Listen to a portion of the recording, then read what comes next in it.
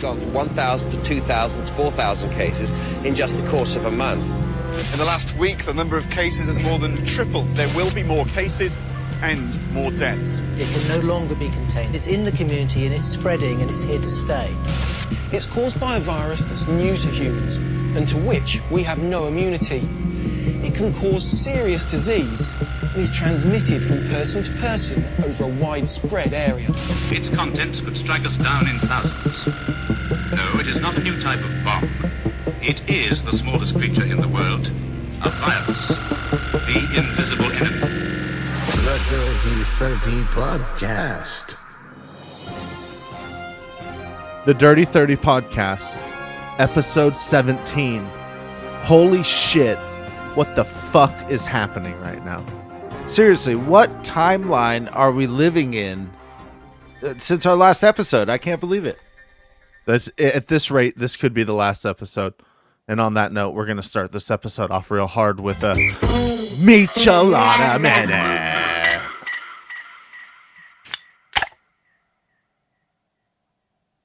Oh, it's the Michelada Minute already. Oh, we had to do this one early. It being our first quarantine episode of the Dirty 30 Podcast. Hopefully the last one, but I seriously doubt it. Yeah. I don't know. By the time you're listening to this, everything can be different. Everything can change. Who knows? Who knows what's happening right now? It's March 23rd. I do know that. But at this point, those are just numbers. So, everybody stay safe out there. Stay safe wherever you are. Hopefully you're doing something nice. Be creative. Use this shit as some fucking nice motivation. If you're stuck at home, if you're working from home, if you're out of work, who knows what's going on right now. And if you're finding out right now that you're out of work and that you're about to be hanging out at home, like I said, who knows? Use it as a motivating thing to fucking start a hobby. Start a new hobby. Yeah. I think the motivation will definitely come when we're on the backside of what's going on right now. But, you know, what's happening over the past couple weeks, but especially over the past week is pretty terrifying for a lot of people, man. Like, I'm down here in Southern California, LA, Orange County. You're in Washington, both states that have been affected pretty widespread so far by this thing. And we're pretty much on like a essential needs only sort of not really hardly enforced lockdown in both of our states at the moment. But, you know, it looks like it's going to escalate even further, you know, which is also terrifying to a lot of people. Yeah, man. It's I really don't know what to make of it in my head, because at this point I have two sides of my brain are going. Well, it's just my thought process. I have the side of where you got to hang out inside. You know, you got to kind of self-isolate. You got to do all that because you got to look out for the other people. Like, I'm not necessarily in the demographic of person that's going to get sick. I also believe that this is just a little bit worse than the common cold for the majority of humans. But that small percentage of person that can get sick, you know, like I got my mom, you got fucking like people that I work with, you got friends that are just older. Yeah. And it's scary for that. Well, I think at this point, from what we've all seen so far, it's just the responsible thing to do. Like you said, you know, there's obviously a certain subsect of the people that are affected more, not only older people, but people with medical conditions, and many people that are like our friends and our coworkers and shit like that are affected by like things that you wouldn't think would be that harmful. But yeah, man, it's one of those times that like it's cool to see how much humanity has taken place during a time like this.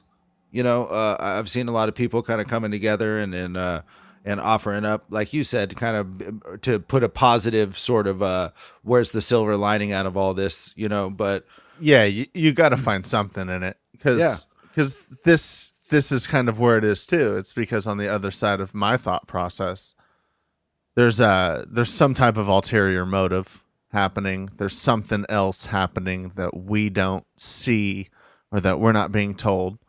I know that I'm a crazy person, so I have no problem saying these things. But I've been seeing some crazier things that I believe, I feel very normal compared to some of the shit that I've been hearing or reading. Well, dude, I mean, this is a conspiracy theorist cesspool right now when something of this magnitude happens, especially globally.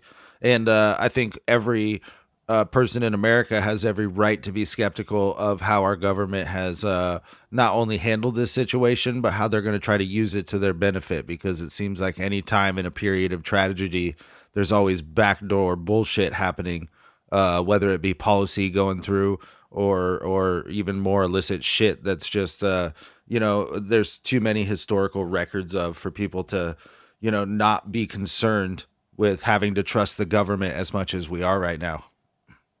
Right. I feel like they've always been so honest to us, though. Yeah, man. A lot of transparency. You know what I mean? It's great. A little two-way road. It's always been a two-way road. No, I don't even know. I truly don't know what to think. I do know that I'll play by these. I don't know. Every human gets those gut feelings. You get the, right from wrong, and in reality, looking out for everybody else by just hanging out at home a little bit more, that's cool. The casual martial law side of everything happening right now is a little bit different. That feels weird. So I also have those gut feelings too. But yeah, I'll play by these weird rules. But there's other things that, who knows? It's only Monday. These weeks have been day to day. Moving so quickly. The news has been just pouring in so fast, especially in regards to how certain states or certain cities or counties are handling this thing respectively, and it just seems like the dominoes have been consistently falling to be something that needs to be taken seriously, So 2 weeks ago, I didn't think that we would be in a place to where I wasn't able to go to work. Like, we're shut down at work, have to work from home, and it's the least that we could do, really. But on top of that, I also, put it out to family and friends, social media and whatnot, that, like, if anybody needs help during this time, any family gets sick, like Southern California area, happy to fucking pick some shit up, supplies, food, medicine, whatever, drop it off wherever it needs to go. You know what I mean? This is a time where people need to come together and help out, and I'd love to do that if anybody needs it. Because you're a goddamn saint, man. That's why right there. No, Dorothy Mantooth, baby. Dorothy Mantooth is a goddamn saint. No, I'm not a saint. Dorothy Mantooth is a saint for sure. Yeah, and that's where. Oh man, so last time we talked, on the podcast, because we've actually talked between podcasts. Yeah, things were different. I had all kinds of plans. Here's normally in that segment where we kind of do a catch up. Are you guys ready for this this catch up? I have it written down here. Everything got canceled with 3 lines underneath it. So that was it. Everything that was planned to give you an update on is oh just my God. not officially not happening. When we talked last, I had just shot Pup. That fucking show in Tacoma was sick. Oh, it was so much fun. And then I had these plans. I was going to fucking go see Tony Hinchcliffe. I was going to go see Kill Tony right after. That was the late show. Following night, I was going to go see Jesse from Stick to Your Guns was doing his solo project, Wish You Were Here. I was going to go see that. I was actually going to go shoot that, which was fucking rad to me because it was going to be in like a room of 75 fucking people. And yeah, that's all. None of that got to happen. That was rad. But whatever. Life happens. I got refunded. Whatever. Life happens, but also the coronavirus happens. Apparently, that's something that happens, and something that couldn't have really been planned for and anticipated. But under these circumstances, we wanted to see if we can get you guys kind of an inside look at some of the mayhem that's kind of been going on, even down here in Southern California. So we're going to kick it over to our boots on the ground, which is our boy Corey. Let's send it over to him right now. Hey, what's up? This is Corey Blaine out here at Crown Ace Hardware in Lake Forest. It's a bit crazy out here right now. You can hear all the traffic behind me. People are still out and about. because they heard we have the supplies. That's right, we have what you need to get this coronavirus out of your life. I'm not sure what happened there, but it sounds crazy, man. It sounds like madness, Shane, and I gotta just say, in the spirit of everything that's going on, is that I have to at least suspect that somebody might have interfered our transmission there because they don't want the truth getting out there. And speaking of which, we have a couple conspiracy theories that we want to talk about that kind of relate to the coronavirus. I know we mentioned it earlier that it's a cesspool right now, but I think that there's a couple that we should bring to light, Shane, because there's some wild stuff being discussed right now, and we're talking, some implications about some very nefarious stuff, all the way to world powers being overthrown. So, why don't you give it to us and lay it out on your side of things? Do you speak Hebrew? I know a couple words, dude, to be honest. L'chaim. All right. I hate to do this because I know that this was your man. This was your guy. Yeah, it's good. It's good, though. COVID in Hebrew is Kobe.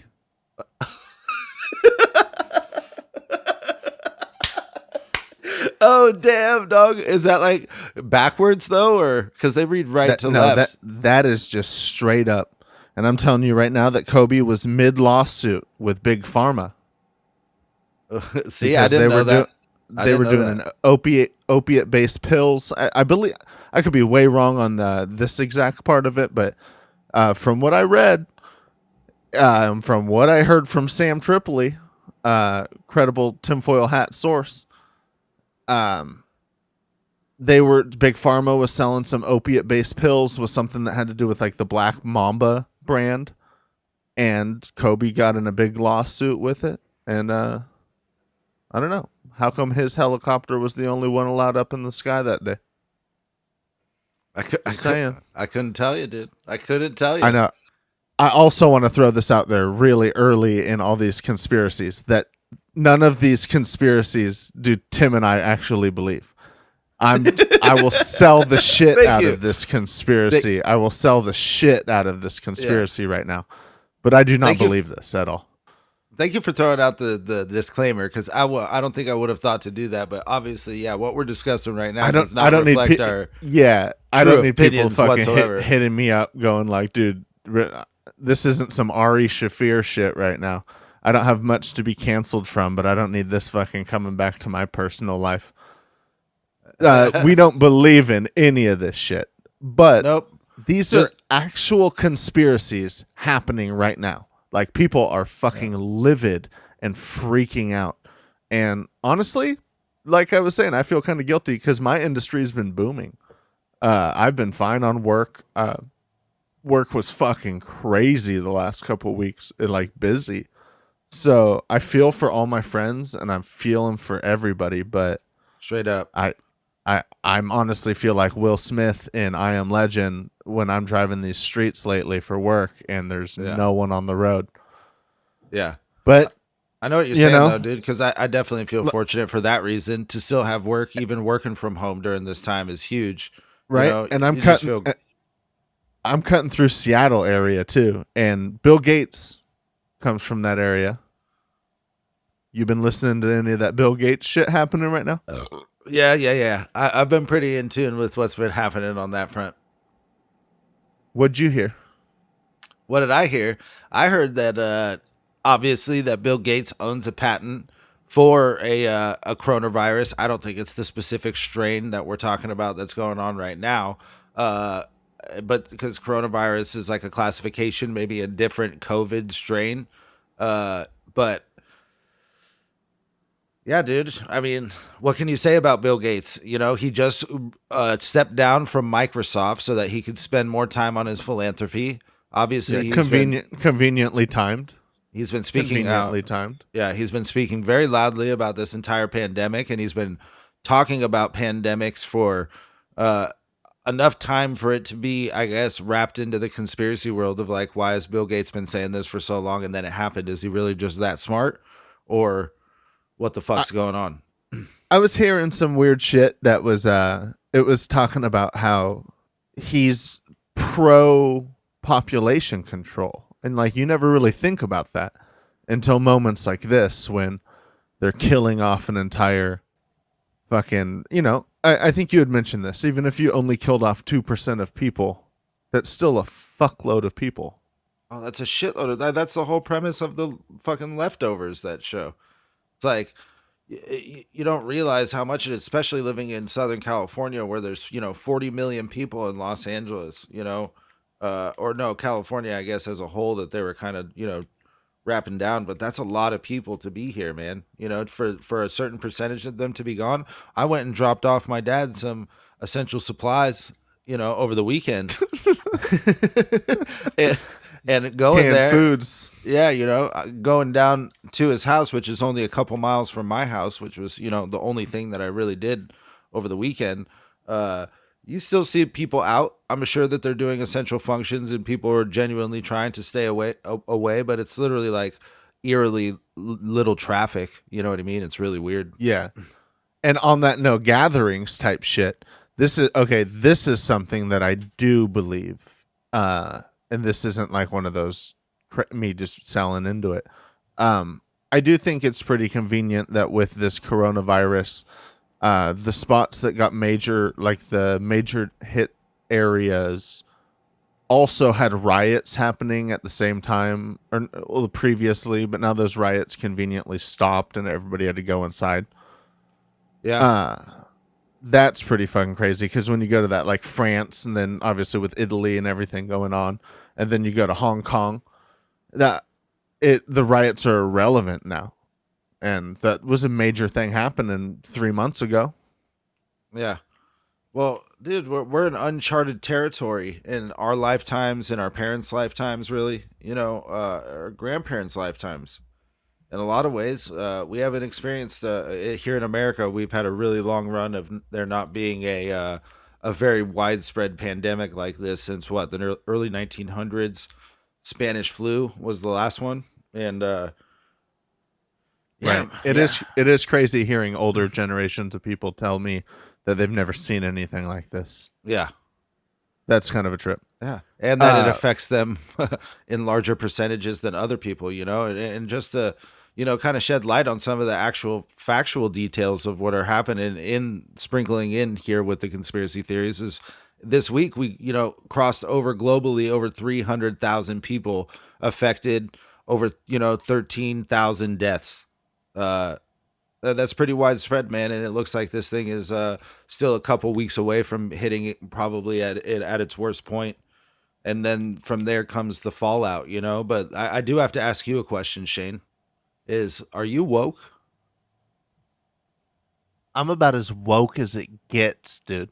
All right, dog, because I'm going to open your eyes a little bit further to a conspiracy called the Great Awakening.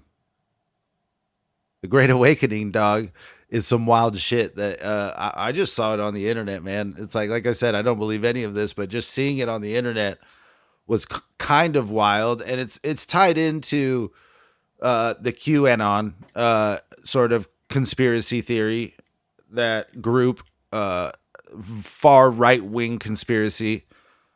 Those are my people. Those are my people. Detailing a secret plot by Deep State against Donald Trump and his supporters, in theory. Not my people. Yeah. Someone on 4chan by the name of Q, he claimed to have access to classified information about the Trump administration and its opponents in the United States. He falsely accused numerous liberal Hollywood actors, Democratic politicians, and high-ranking officials of engaging in an international child sex trafficking ring, and has claimed that Donald Trump feigned collusion with Russians in order to enlist Robert Mueller to join him in exposing the ring and preventing a coup d'etat by Barack Obama, Hillary Clinton, and George Soros. So ultimately, the conspiracy theory is saying that what is happening right now is that this virus was put in intentionally by the powers that be to essentially arrest some of the most powerful people in the world that are like this evil cabal of people that worship pagan or Satan, which is funny to tie in, the religious aspects of this. and it's a overthrow of power. That Donald Trump is the right-wing Christian savior that's going to give the power back to good in the world. And that is the Great Awakening. That's what's happening right now. That's fucking way more woke than I am. I'll tell you that much. Apparently, I'm like daydreaming type woke. I'm hardly there.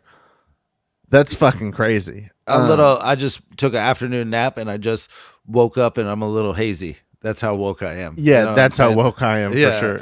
Yeah. I smoke indica. That's how woke I am.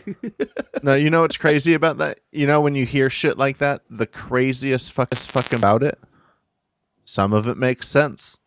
And then you're like, holy shit, now I gotta get away from this. Yeah, but if you It's see like, if I'm you all see the about hashtag, conspiracies, but if you see the hashtag out there like the Great Awakening, the Storm, or WWG1WGA, if you see that on posts, it's essentially referring to this conspiracy theory. But that hashtag means where we go one, we go all. Which holy is shit. spooky, bro. No, that's super spooky. That makes me want to just go to an island. It makes me want to just go chill on an island by myself Yeah. with a couple albums. I don't know. Yeah, a couple albums for sure, dude. What if you had one album, just one? Yeah, obviously we talked about this. We got together with all the buds to talk about what album we would want in the event that we knew This was the boys list. Yeah, in the event that we knew that the world was ending, but we had time to like listen to some of our favorite albums. My choice was Black Sabbath, Paranoid on vinyl. And for a very specific reason, because if I had enough time in the event that the world was ending to listen to a whole album, then I would for sure have enough time to do Heroin for the only time ever in my life. You know what I mean? And that would be the album that I think I'd want to listen to under that circumstance. You're gnarly, dude. Not even, dude. What's wrong with that, dude? You're telling me that if you knew that the world was ending and you had a finite date on it and you had enough time to like get some things in before, that you wouldn't do that? No, I wouldn't do heroin. Fuck that. You wouldn't No. want, no, not even to know what it's like. I'd just get like, if I knew I was gonna die, I'd do all those things. But you just give me like an eighth of weed and some papers, some way to light it. I'd be fine. Well, I that's enjoy- noble. I'd be That's fine. noble. I don't need to like nod off and like not hear half the riffs. That'd be brutal. Oh no, dude, I'm not talking about like, you don't understand. I'm not saying we're thinking about this differently. I'm thinking about this from a very dark place, obviously, but I'm thinking about this from I a know. place. I just imagine you like sitting there like one of those like total junkies that you see when you go to like 7-Eleven in like a horrible area. And he's just chilling, and he's so junked up that he can't even ask you for change. And No, he's dude. just sitting there, and they're like head just, and then they just like, and then they catch themselves. Yeah. And No, I'm not that's how I talking imagine in it. this circumstance, dude. And I'm sorry to get too real for anybody out there, but in this circumstance, I'm not talking about like, oh, this is my first time ever trying heroin. I'm just gonna do a little bit and then start nodding off a little. No, I'm talking. You I'm remember gonna, those brown? You remember the brown Safeways? yeah, I'm gonna do more than I even know. I don't even really know what the measurements are for this, but I'm gonna do enough to pretty much go out on my own terms, if you know what I'm saying. Yeah, I got you. Hell yeah, that brings you to mind, dude. Brings me to mind. I don't know. That brings it you to me mind. to you. Yeah. That just brings it, baby. I think it's an obvious. I'd just probably go Pet Sounds if I had to take one. This is the catch. I throw this out there. I'm gonna go honorable mentions real quick on this because I went Pet Sounds right away, and like we said, this is the boys list. We asked. We needed 5, so between Tim and I, and then we had 3 other friends that we asked. We asked Alex, we asked Fish, which is Justin. Some people know him as Fish, some people know him as Justin. I get weirded out when I hear my friends call him Justin. That weirds me out. I don't know. Just saying. Poppy Even my Piscato. mom calls him Fish. My mom calls him Fish. What the fuck?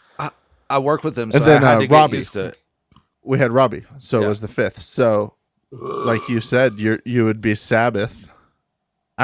I went with Pet Sounds right away, and then Robbie mentioned some great fucking albums. So, with my honorable mentions, because Robbie was second vote on both of these, you'd have to put Every Time I Die, Low Teens, and Hot Damn both right there, because those are two of the best albums I've ever heard. Yeah.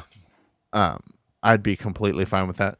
Which we'd go down. So mine would be Beach Boys, Pet Sounds, and then we'd go to Robbie's, who also agreed with the honorable mentions, but he went with Get Up Kids, Songs to Write Home About. Do you remember Robbie singing all those songs at fucking Tid the Season? Dude, it was so beautiful, man. He was like glowing. Him and Mo, yeah, they seemed like fucking 16-year-old chicks.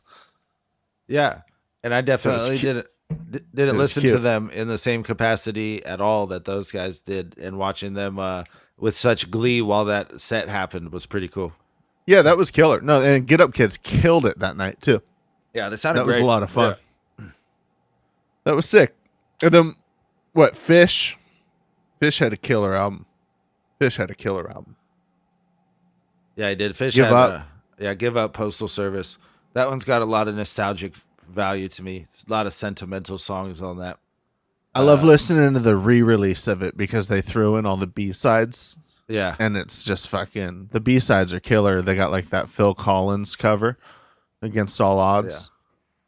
Yeah, dude. I really like that cover. It's really good. Al had another good one. BT Bam, The Parallax, Future Sequence 2. BT Bam is one of those epic fucking bands forever. Every time they put out a piece of music, I will listen to it front to back. Honorable mention to Colors. That album is fucking insane. But I got to see BT Bam with Al. It's kind of like our thing to go see him whenever we can. And they were playing, and again, I don't think it's probably going to happen. They're going to play again around here recently. But my honorable mention, which I haven't even thrown on here, but for sure, Far Beyond Driven. I'd have to bring one Pantera album, and if I was going to bring one for right now where I am in life, Far Beyond Driven is the album for me.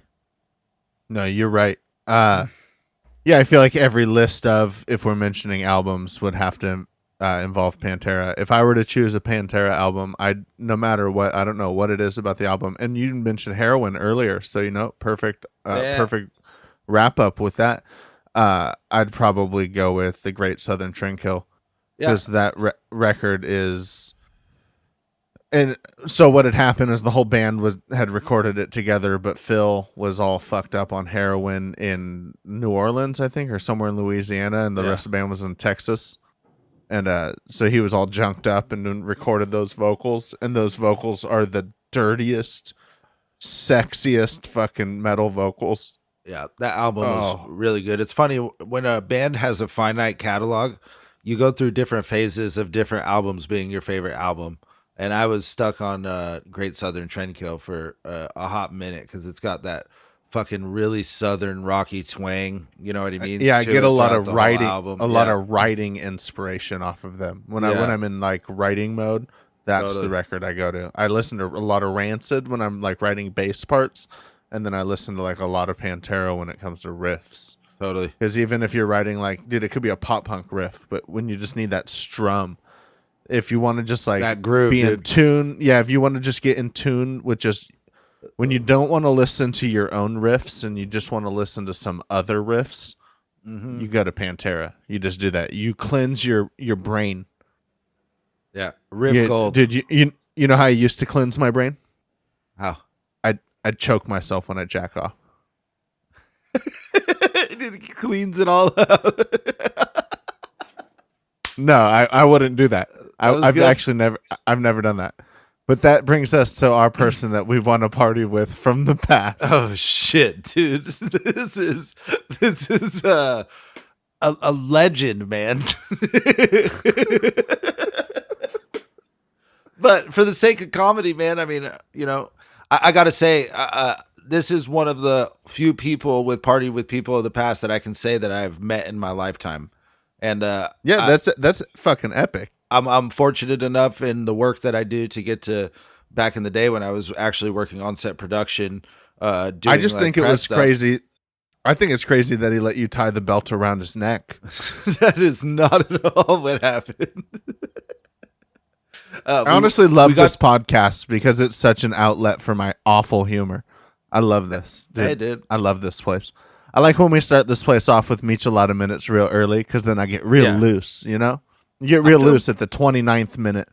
Cheyne, I'm feeling loose enough to just admit to everybody that I'm just fucking tie one off in the event of the apocalypse and listen to Black Sabbath. So that's what we're doing. For the record, we're talking about Robin Williams, the GOAT. The GOAT, man. He honestly, as far as a character when actor, you met him, though. When you met him. Yeah. Keep going. Keep going. I ruined that. Keep going. No, it's all right. It's all right, dude. You mentioned Fish earlier, Justin. Been a friend of ours for a long time, and I've worked with him for a long time. So we were working an on-set gig for a Robin Williams movie press event, and both Fish and I have tattoos. And at two different points throughout the day, like, we ended up meeting him, and he looked at, like, both of our arms and our tattoos and, like, made comments about how nice our tattoos were, and he was just, like, the nicest guy ever. You know, like, to see a dude like that on set that just commands the attention of everybody that's around him because of how legendary he was, to know how dark some of the shit was. You know, I don't know if you saw that documentary on HBO, but it gets really real about his mental health issues, and it's sad, man, but he also brought so much joy to so many people's lives. Like, think about how many different characters that guy did that were just legendary, not to mention all the stand-up, like, legendary stand-up, you know? Yeah. No, he really is one of the greatest comedians that will ever have. I don't know.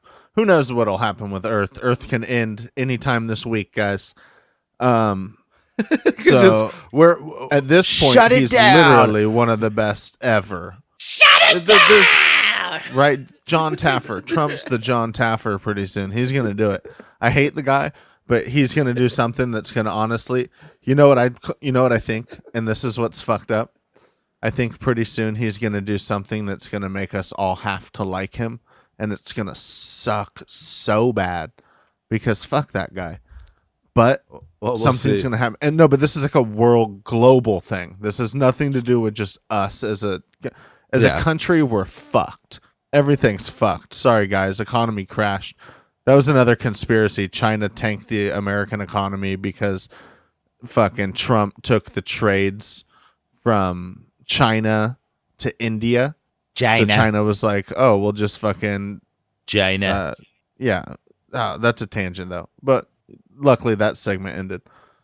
But Robin Williams, man, he's a fucking legend. He is a legend, dude. I just want to party with him. I want to go into more detail about him, but I truly think everybody has their own real personal relationship with him because anyone listening to this that I know of is one of my friends for the most part, and I know that they're within a certain age range.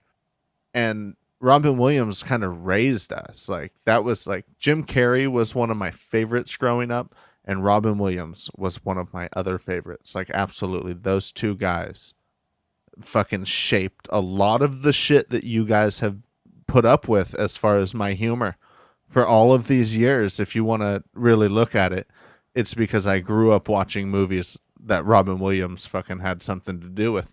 Yeah. He's a legend. I just want to party with him always.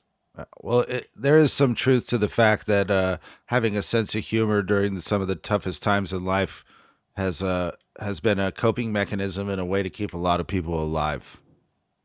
It really has. You know what I mean? And for a dude that has made so many people laugh, to be as tormented as he was, I know I alluded to it earlier, and not to get super down, but, you know, I still would have liked to have had a night of just doing a shitload of blow, and watching that dude in his element all night would have been the best night ever. If there's something that the people that we choose to pick for this segment have in common, it's the fact that what we really have been wanting to do is just a bunch of cocaine with them.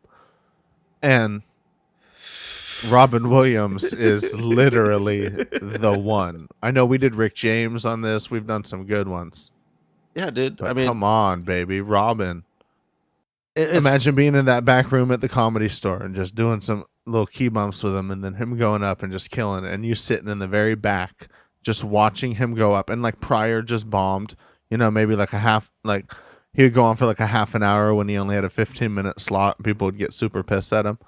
And then fucking Robin Williams just come up and just bring that crowd back. Just fucking bring it back to life. And, Richard Pryor killed it. Don't get me wrong. I'm not trashing him. But there's tons of stories of him fucking just being super drugged up and just fucking up a set, going for too long. But, oh man. You know what it is too? Something that I love about comedy is that as a musician, something that I truly feel like I'm a musician when it comes to my actual art. And with that, it's I feel like musicians are always extremely drawn to comedians, and comedians are always extremely drawn to musicians. So it's this really rad like camaraderie that's built, and that makes me want to party with them. And that bong hit that I just heard in the distance makes me want to party with the person that I almost feel like I can hear him coming down the hill. He's coming down the hill for a special report. Is that him? It is him. Holy shit. We're kicking it over to Rasta Rob for this episode's Strain of the Episode. The strain of the episode. What's up, doggies? This strain of the episode is CBD Apocalypse. It takes 4 angels to oversee an apocalypse, a recorder to make the book that would be scripture in the new world, a preserver to comfort and save those selected to be the first generation, an accuser to remind them why they suffer, and a destroyer to revoke the promise of survival and redemption and to teach them the awful truth about furious sheltering grace, bro. But maybe there was a 5th angel, bro. The soother, who decreed that doomed should spark up a juicy, fat, CBD-packed reefer and float on to the afterlife with a pain-free bliss. CBD Apocalypse took years of experimentation with multiple generations by the best breeders out there to produce one of the ultimate medical strains on the market. An exotic blend of G13 Haze, OG Kush, and The Supreme. It possesses a coveted 1-to-1 ratio of CBD to THC, both of which stand at 9.5. And although it is sativa dominant, it takes on more of the effects of a typical indica. The medical benefits of this strain are outstanding. For those with physical ailments, the 1-to-1 ratio gives a pleasant state of relaxation without too much head fuzziness, bro. You don't want that head fuzz, just the perfect body stone. The flavor is fruity, and it is a great strain to put onto, into, or make oil with. And that's the strain of the episode, bro! Rasta Rob, man. It's fucking rad to hear from him. He's one of those friends that you don't know where he's at for a couple months, and then you find out that it's just harvest and shit. So that's just trimming. Where he's at. Just trimming, and, like usual. He's just literally just trimming. But it's good to hear from him. Yeah. But March 23rd, we made it to the 83rd day of the year. No matter what happens next, at least know, guys, that we made it in. I know we all thought 2020 was our year, but we're only 83 days in, and yeah. That's why we picked a CBD strain for the strain of the episode. You know what I'm saying? I know we need to calm those nerves. Yeah. I know it was apocalypse, and that's not healthy. But well, it's an oxymoron because CBD will calm you down, folks. It'll calm you down. As we stress you guys out, bringing fear with this episode. That's what's been great. These conspiracies have been great. And these conspiracies, you know what? Like March 23rd, in 1992, on March 23rd, Kyrie Irving was born. And you were telling me earlier that he's actually like a conspiracy theorist. Like he's one of the NBA's leading conspiracy theorist players. Yeah. He alluded to believing in flat earth theory during an interview after a game, if I'm not mistaken. He got a lot of heat for it, and I think he ended up walking back on it eventually. But yeah, he's been tied to conspiracy theories. Yeah, they must only take buses in the NBA if he's never been in a fucking airplane. And he believes in flat Earth. Yeah, never been to Australia, dude? Jesus Christ. Yeah, the toilets flush backwards, bro. No. Some crazy shit happened on this day. We were kind of skipping over on this day. The plan was to, because truthfully, history's happening right now. Tim said this earlier, and that was probably the best quote to sum up what the fuck is happening. Yeah. We're in history right now. Like, this is some real big shit that's going to happen. I know swine flu was a thing. I know H1N1, like all the different versions. This happens every 2 years, election years, yada, yada, yada, yada, yada. We can go on for fucking ever with the conspiracies and everything. But the truth is that media is at an all-time high. Social media is at an all-time high. Podcasts deemed safe at an all-time high. All of this information is being poured into our fucking brains so fucking fast right now. Yeah. That this is history. This is insane what's happening. And the history that's happened on this day is it's kind of fucked up.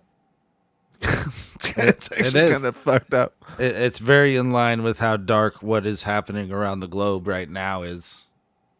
What happened in 1933? 1933, Enabling Act. German Reichstag grants Adolf Hitler dictatorial powers. We all know where that went. Towards you see where that went. One of the worst genocides in recorded history. Obviously, the travesty of the fascism during that era, and that brings us also to 1945, which is the fucking Battle of Okinawa. Yeah, here we go. Cause and effect here. Just kind of the ripple effect of the entire World War that happened. I know in the Pacific it was a different conflict, but casual fucking 12-year difference though, and that ripple effect. Think about those 12 years between was fucked. Yeah, really fucked. Battle of Okinawa, U.S. Navy ships bombed the Japanese island of Okinawa in preparation for the Allied invasion. It would become the largest battle of the Pacific War in World War II. So, yeah, very dark day in history. Hold on. I think Corey's coming back in real quick. Corey's coming back in. Hold on. This is Corey Blaine down at Crown Ace Hardware in Lake Forest, California. If you're thinking about using our restrooms, don't. Well, thank you very much, Corey. We really appreciate you checking back in with us. We know there's been some technical difficulties today. And speaking of technical difficulties, we want to give Corey a shout out. Corey's in a band called Seizures. I'm sure that they've been affected by this in regards to having certain shows they're not able to play. So technical difficulties and whatnot. But we wanted to thank him for contributing to the podcast. If I'm not wrong, I could be wrong. I'm wrong a lot for the record. Hopefully nobody actually fact checks any of the shit that I say on this. But I believe Seizures put all of their music that they at least own on Bandcamp for free right now for donation. If you can donate to them, that's huge. Obviously, buy merch, buy records, buy fucking physical copies of as much of anything as you can while you still can on Earth. Yeah. But at least if you want digital copies while digital is still a thing, go to Bandcamp. Go pick up all their music. Yeah, again, that's Seizures. Thank you again, Corey. Happy birthday, too. It was just his birthday over the weekend. So yeah, we love you, buddy. He's exactly 2 weeks older than me. I've known him, no joke, since kindergarten. And now I'm about to be 33, but he's now 33. How weird is that? That's wild. Life's man. a trip. Yeah, that's wild. Life's a trip, baby. Whoo. You know what else is a trip?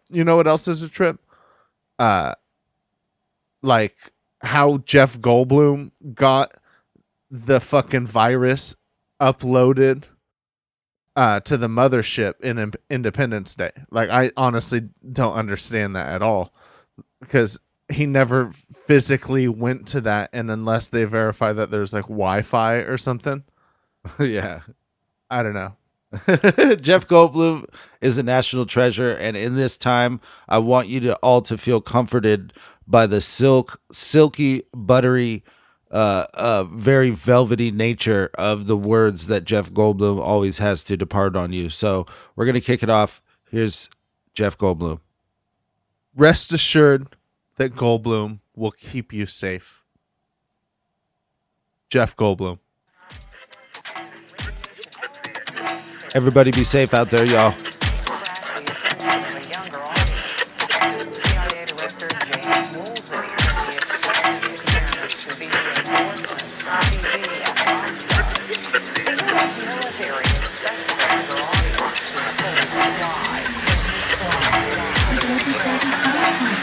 The Dirty 30 Podcast. Thanks for listening to the Dirty 30 Podcast. Don't forget to like and subscribe. All of that shit, baby. Stay safe.